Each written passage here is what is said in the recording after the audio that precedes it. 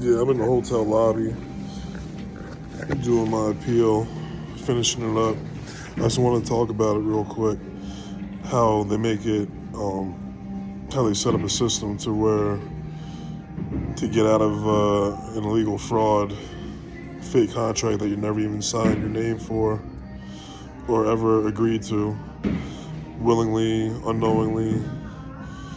They make it hard to the point where you got to fight them through the lower court. Then you got to go through the state appeal process. And if you ever wanted to hire an attorney or lawyer to help you through the state appeal process, which is a very laborious, draining mental process where you have to cite certain things different ways, you have to include transcript information, you have to cross-reference things back to the appendix, to the index, to the case of facts. You have to cross-reference things back and forth and back. It's crazy. And if you wanted to hire a lawyer for it, no one's going to take your appeal on unless they knew your case intimately. And if they don't know it that too intimately, they're going to charge you at least 15, 20 grand. Because not only that is a lot of work for them, but they're also going against, it's all theater though, but now they're going against their own bar members, their own bar association from the lower court who helps, with the funds of funding the treasury and funding these lawyers and judges' pensions. A lot of these fees and child support fees goes right straight to the pensions and to the retirements of these acting judges. And what do judges start out as? They start out as lawyers. So it's kind of like one of those like handshake in the background type of thing. Like all lawyers that are part of the bar have a bar number. They always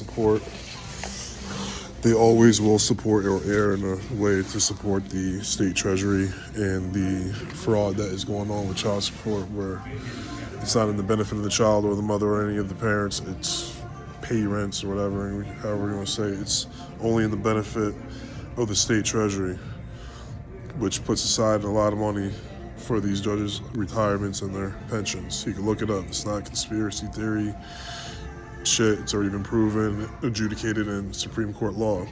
But this process still goes on. There's a lot of still going on because they rather get hit with certain lawsuits here and there and make it go quiet and just keep the train moving than stop the whole fraud from happening underneath the federal agency's nose.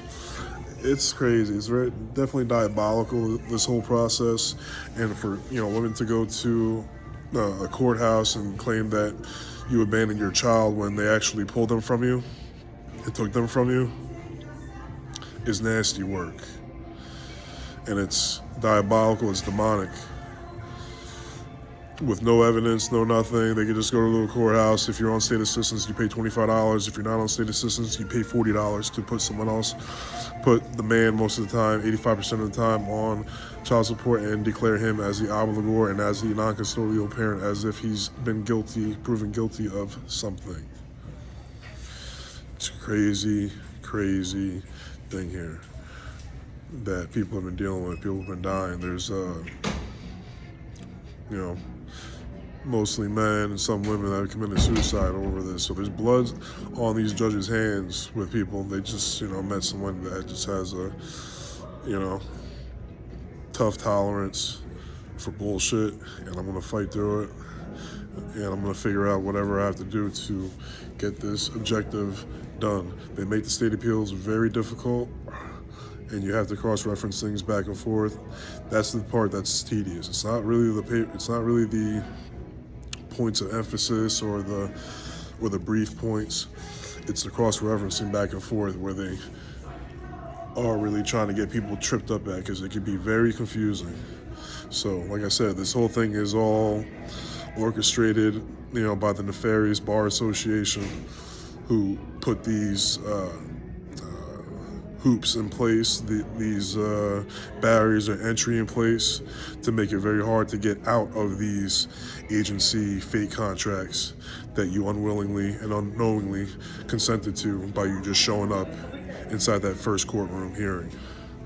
Just showing up, you gave them the consent, and you could look this up.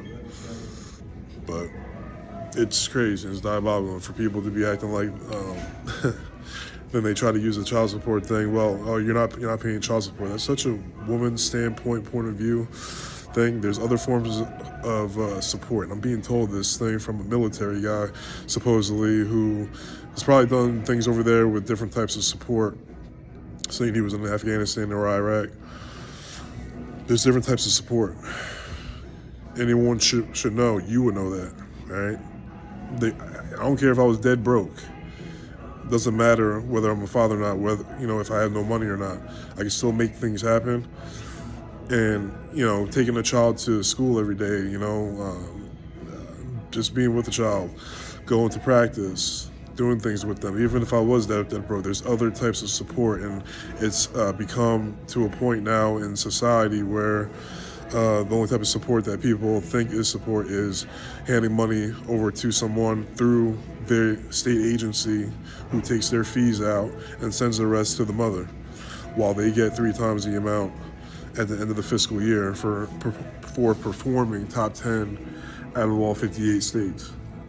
And New Jersey's in the top 10 states. So they get 3 times that money back. So that's what makes it not in the best interest of the child or the mother, because they're already, banking on that yearly, that fiscal year ending rebate check back, where they get 3 times the amount back for performing in the top 10 states. Look it up. This has already been adjudicated. Blessing versus Freestone, Howell versus Rose. You can look up all this shit. It's not a real agency. It's not a real state-ran agency. It's theater. These judges take contracts to perform these hearings in their rotation. There's a lot of lawyers and judges that try to avoid family law as much as possible. The ones that have to do it, they try to do it for only like a 2 or 3 year term before they move on to criminal or civil or whatever other sector within law. But a lot of these judges hate dealing with the family court law part, because they know they have to put in a 2, 3, or 4 year term, whatever that they have to do. And it opens them up to a lot of lawsuits and a lot of extra BS. So that's a quick little rundown. I'm in my state appeals process. I'm in the process right now of cross-referencing. Everything's in there. All the good information that I wanted to use is in there. Now it's just about cross-referencing shit. From the appendix back to the brief, from the transcript back to the index, or to the table of contents, or the table of authorities, whatever you want, however you want to call it.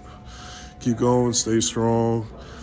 And I could get into a quick little workaround that I'm doing that helps me do the appeal a lot faster.